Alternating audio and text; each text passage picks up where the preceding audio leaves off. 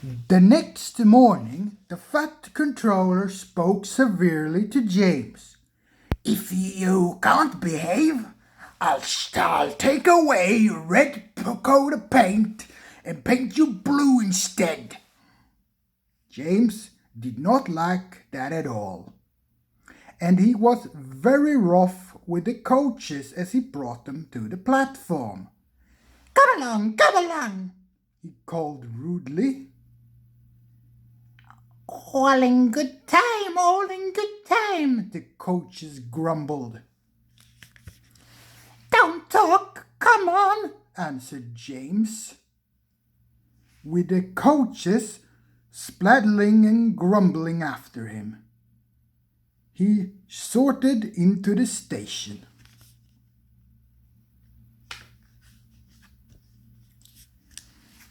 James was cross that morning. The Fat Controller had spoken to him, and the coaches had dawdled, and worst of all, he had to fetch his own coaches. God never does, and he's only painted blue, thought James. A splendid red engine like me should never have to fetch his own coaches. And he puffed and snorted round to the front of the train and backed onto it with a rude bump. Oh, groaned the coaches. That was too bad.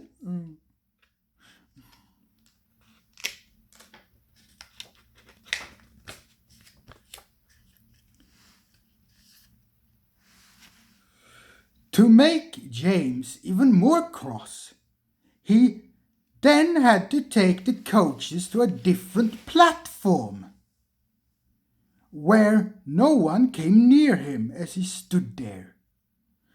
The Fat Controller was in his office. The station master was at the other train, with the guard. And even the little boys stood a long way off. James felt loudly.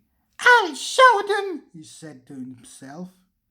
They think that Gordon is the only engine who can pull coaches. And as soon as the guard whistles blew, he started off with a tremendous jerk. Come on, he puffed, and the coaches squeaked and groaned in protest, clattering over the points onto the open line. Hurry, puffed James.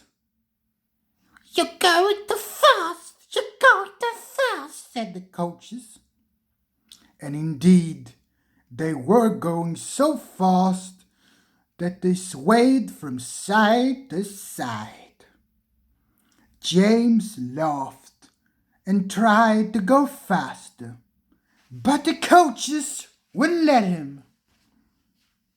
We're going to stop, they said, and James found himself going slower and slower. What's the matter? James asked his driver. The brakes are hard on. Leak in the pipe, most likely. You have banged the coaches enough to make it leak in anywhere. The guard and the driver got down and looked at the brake pipes all along the train.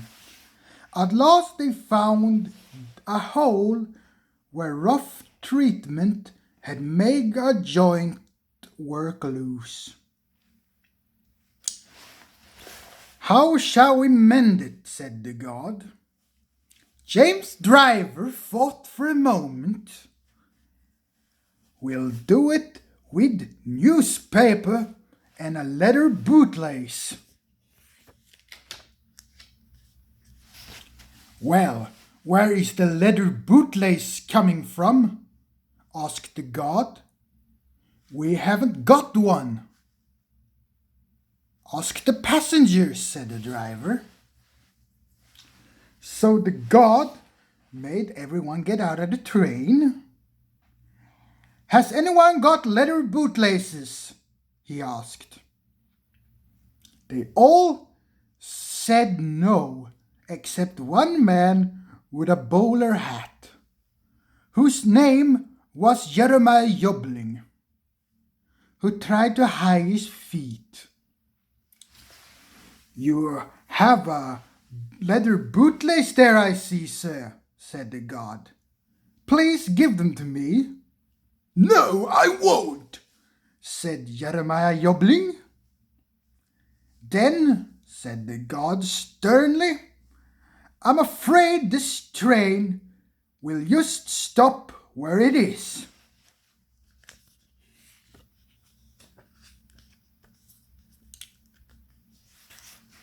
Then the passengers all told the guard, the driver, and the fireman what a bad railway it was.